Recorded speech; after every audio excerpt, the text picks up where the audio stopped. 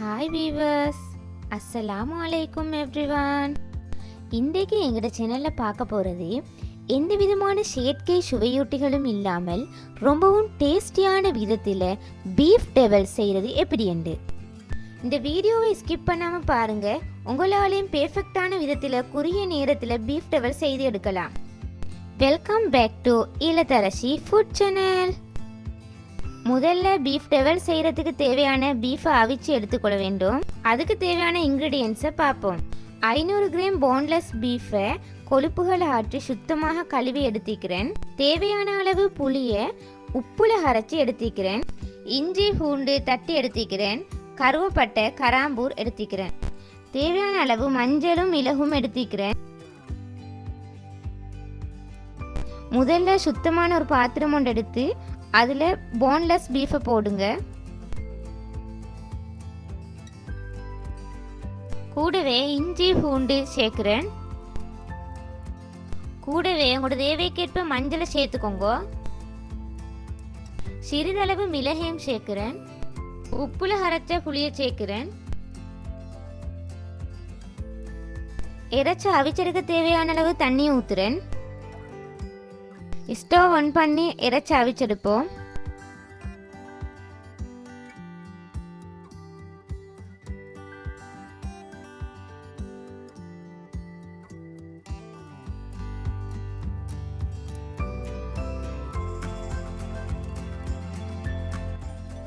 கம்ப்ளீட்டாகவே வற்றும் வரைக்கும் அவிச்செடுப்போம்.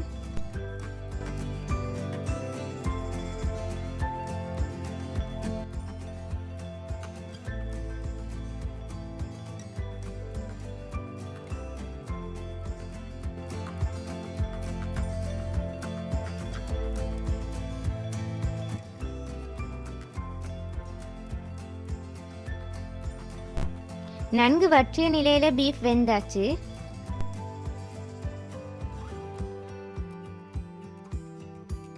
அவிச்செடுத்த இறைச்சியை நன்கு ஆறிய பிறகு இதுபோல ஸ்லைசஸாக வெட்டிக்கோங்க. அப்படி நீங்கள் ஸ்லைஸாக வெட்டியதால நீங்கள் ஃப்ரை பண்ண பிறகு உங்களோட பீஃப் டெவலுக்கு ஒரு அழகான முறையில் ஒரு டெக்ஸ்சர் ஒன்று கிடைச்சும். அப்போ உங்களோட பீஃப் டெவல் பிளேட் வந்து ரொம்பவும் அட்ராக்டிவாக இருக்கும்.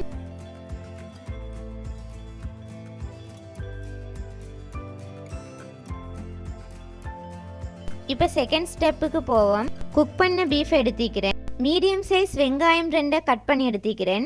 அழகுக்காக பழுத்த கரிமிளகாய் ஒன்றையும் சிறிய மிளகாய் ஒன்றையும் கட் பண்ணி எடுத்துக்கிறேன். பொதுவாக பீஃபை எந்த வகையில் செய்கிறதாக இருந்தாலும் அதுக்கான ஒரு எடிஷனல் டேஸ்ட்டு கொடுக்கக்கூடியதுதான் இந்த கொத்தமல்லி இலை. அதனால் அதை சேர்க்குறேன். ஒரு கைப்பிடி அளவு கொத்தமல்லி இலையை சொப் பண்ணி எடுத்துக்கிறேன்.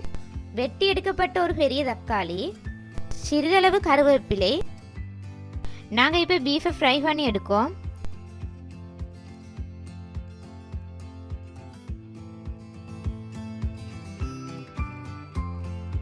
தாச்சி சூடானதும் எண்ணெயை ஊற்றுறேன். இது கிட்டத்தட்ட 1/2 கப் மாதிரி இருக்கும்.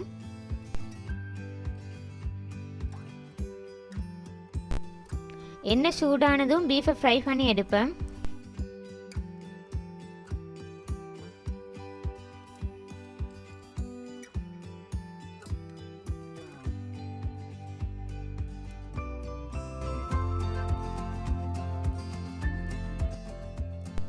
எல்லா பக்கமும் ஈவனாக ஃப்ரை ஆகுவதற்கு இடையிடையே பிரட்டி விடவும்.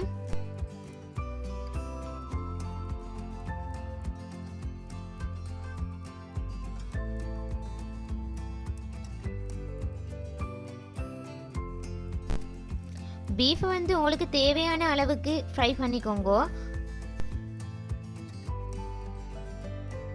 நான் கொஞ்சம் நல்லாகவே கிறிஸ்பியாக வரும் வரை ஃப்ரை பண்ணி எடுத்துக்கிறேன்.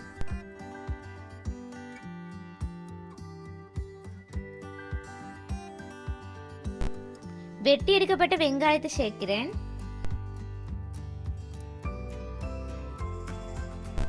வெங்காயம் வதங்கும் வரை சிறிது கிளறி கொள்ளவும்.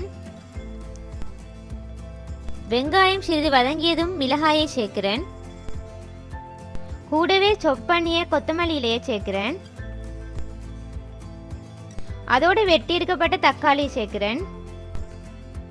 கருவேப்பிலையும் சேர்க்கிறேன். எல்லாம் ஒன்று சேரும் வரை நன்கு கிளறி விடவும்.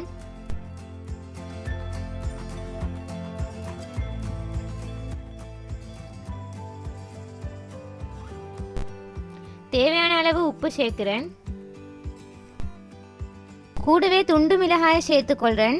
அது கூட தேவைக்கேற்ப சேர்க்கலும். நான் 2 டீஸ்பூன் மாதிரி சேர்த்திக்கிறேன். திரும்பவும் நன்கு கிளறிக்கோங்க.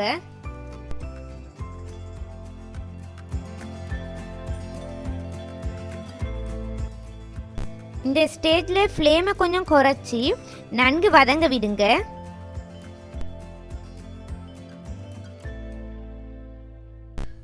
Beef devil ready ஆகியாச்சு.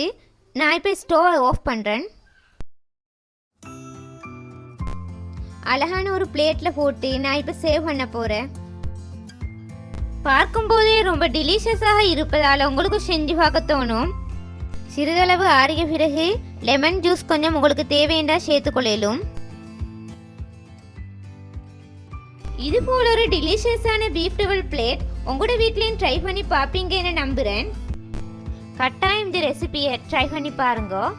வீடியோவை பார்க்குறதோடு மறக்காமல் லைக் பண்ணுங்க. கட்டாயம் உங்களோட கமெண்ட்ஸ்களை பதிவிடுங்க.